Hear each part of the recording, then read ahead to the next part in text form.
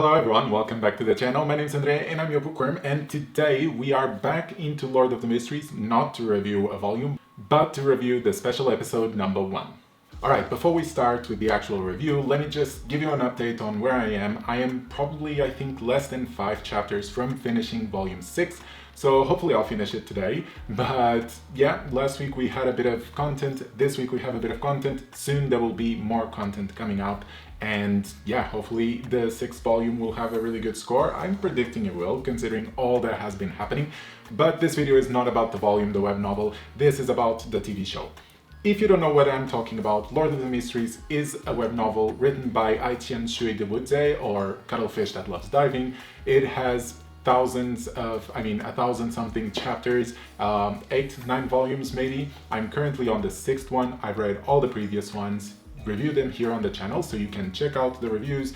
This is probably the series that has the most content in terms of diversity of videos. I have videos about world building and other things, so you can check out all of those. But we are focusing on the anime. The anime came out, was it last year? Maybe this year, earlier this year. I saw it, I thought it was a really good adaptation. I reviewed every single episode as they were coming out.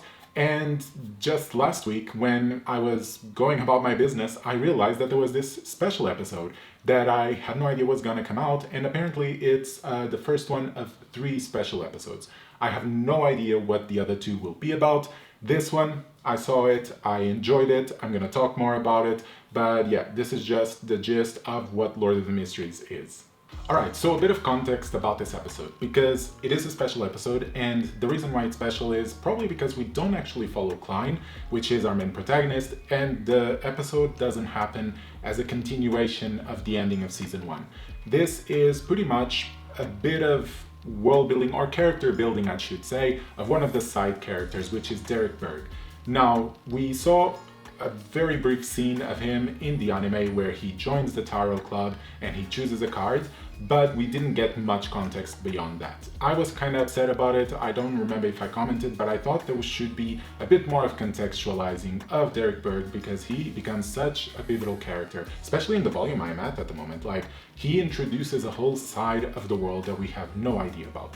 I should also probably say that this episode will contain spoilers of the episode, of the first season, and probably also of some volumes of this web novel. So if you don't want to hear anything about it, I'd recommend probably looking through the first season, reading the anime, and then coming back and see what I think. But okay, we start the episode with Qian reading one of Roselle's diary page, and we get this kind of vision of Roselle in a ship trying to find the forsaken land of gods, or at least that's what it indicates. And I really enjoy this because every time Roselle is mentioned, or in the web novel, or even in the anime, it has this epic feeling of him being this almost like mythical hero about it. And so we see him, and this is a very brief scene, and then we jump into Qian hearing the prayer coming from Derek Berg, and that leads us into getting a bit more of the context of where Derek Berg is, what is his history.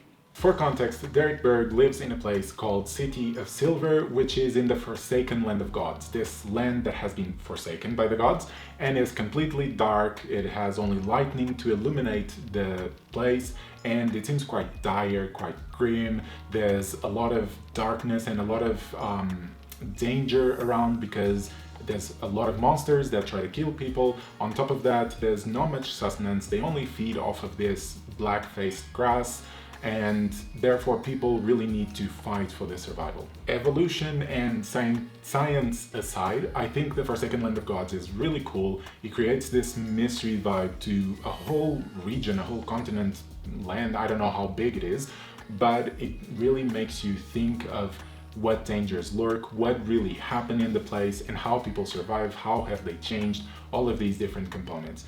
And so we get introduced to Derek Berg, who's a kid. We actually see him as a very young child, which I don't think we had this information reading the web novel, so I appreciate them doing that, which is Derek Berg as a child with his parents who are harvesting this black-faced grass, and them just telling them tiny bits of information that allows the viewer to understand more of what the hell is happening around them.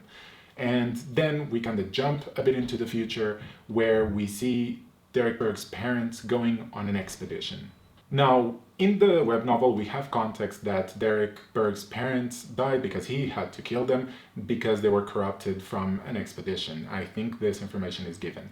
Now, this is the expedition where that happened. So it's really cool to see this side of things that we didn't know exactly what happened. We don't know why they got corrupted. We don't know how they returned to the city. So it was good to see this. It was a very suspenseful scene with a lot of creepiness around it, and on top of that we get introduced to a very important character, which is Elder Lovia, which in the web novel you only get introduced much later. And I thought, wow, they're really having these characters be introduced so that they can be almost familiarized to the viewer, so that when they become relevant, it's not, oh look, another character and another character. So I really enjoy them doing that. It gives me also kind of the Robert Jordan Wheel of Time feel, where certain characters that you get introduced books 1, 2, and 3 suddenly show up on book 8, 9, 10 or beyond, and they become quite relevant. So I like that they did this. Elder Lovia is very suspicious. She gives me I can't really describe feels, because you can't really tell if she's fully bad, if she's good, if she's in the middle, still deciding what she needs to do. And I like that they gave that feeling as well in the anime, because you're never entirely sure if things that are bad are happening because she is causing them or just because of the place they are in. But so we see them going in an expedition, some of them die, Elder Lovia doesn't, and it kind of hints that the Derek Berg's parents being corrupted is somewhat related to this Lovia character. Then we kind of jump into them returning into the City of Silver, where we get introduced to yet another really important character, which is Chief Colin Iliad. Now, he is a Witcher hunter. The sequence, he is Witcher hunter, if I'm not mistaken, and he resembles quite a lot with the Witcher Geralt of Rivia. Now, I think this is on purpose, because it's clear that the Witcher Hunter is inspired by The Witcher, and therefore they just took inspiration on what The Witcher looks like to create this character visually. I enjoyed it. I don't think it's it's a bit on the nose, but I don't think it's a bad thing. I think it's good to have these inspirations and say, look, yeah, we really enjoyed The Witcher, let's give this character similar powers, and that's kind of what they did. So it was done well. This Colin Iliad doesn't give the same vibes as Lovia, which is good, because they shouldn't. In the web novel they don't. So the introduction of these two characters was surprising, but I enjoyed how they did it.